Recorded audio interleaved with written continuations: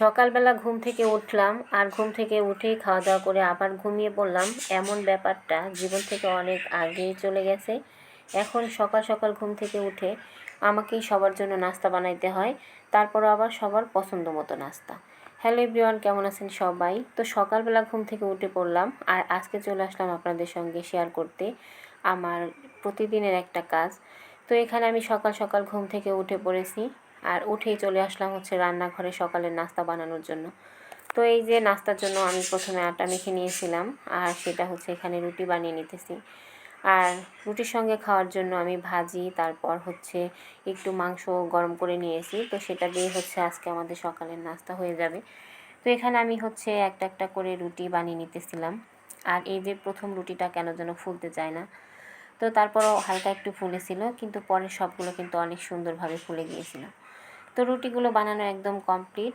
আর এই যে একজন খাবে গোশ দিয়ে, একজন খাবে ডিম দিয়ে। তো সবার নাস্তার বাহার অন্য ধরনের। তো একজনকে খাইতে দিয়ে আসলাম আর এখানে হচ্ছে স্বচ্ছবাবুর জন্য এখানে আমি ডিম ভাজতেছিলাম। তো সে আবার ডিম দিয়ে খাবে। তো এখানে ডিমটা ভেজে নিলাম আর ওর খাবারটাও রেডি করে নিলাম।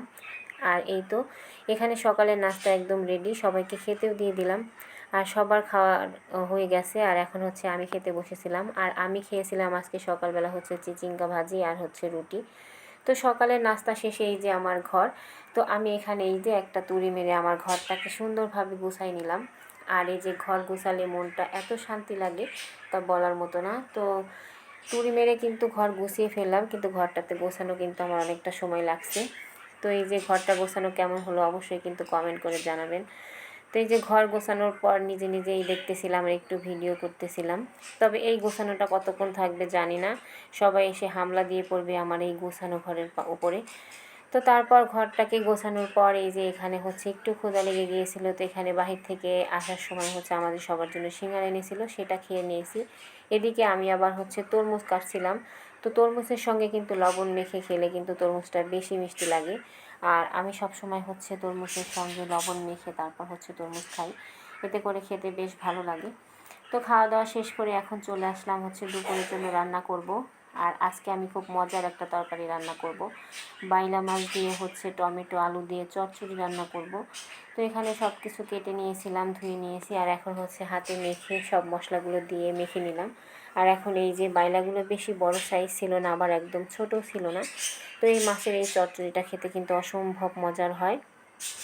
আর এই তরকারিটা আমি বেশিরভাগ সময় টমেটো দিয়ে ভুনা করি, তবে আজকে মনে হলো যে আলু আর টমেটো দিয়ে হচ্ছে একটু চচ্চড়ির মতো করে রান্না করে, এটা খেতে বেশ মজার লাগবে। তো এই যে মাখানো একদম কমপ্লিট, তারপর আমি এখানে হচ্ছে পরিমাণ মতো একটু পানি দিয়ে দিলাম। আর এখন চুলাতে বসাই দিলে কিন্তু রান্নাটা হয়ে যাবে। আর এই তো চচ্চড়ি রান্না কিন্তু একদম কমপ্লিট। তো আমাদের দুপুরের খাবার একদম রান্না হয়ে গেছে। তো আজকে দুপুরে আমি হচ্ছে বাইলা মাছের চচ্চড়ি আর তার সঙ্গে হচ্ছে পুঁই শাক রান্না করছিলাম। তো এখানে হচ্ছে সবাই মিলে দুপুরবেলা খেতে বসেছি। গরম গরম ভাত, তার সঙ্গে হচ্ছে বাইলা মাছের চচ্চড়ি আর হচ্ছে পুঁইয়ের শাক। তো তার সঙ্গে কিন্তু আমি আমের টকও রান্না করেছিলাম, কারণ আমের টক দিয়ে ভাত খেতে আমার কাছে ভীষণ ভালো লাগে। তো এখানে সবাই মিলে খাওয়া দাওয়া করতেছিলাম। আর এই যে আজ এ পর্যন্তই, সবাই ভালো থাকবেন, সুস্থ থাকবেন, আল্লাহ হাফেজ।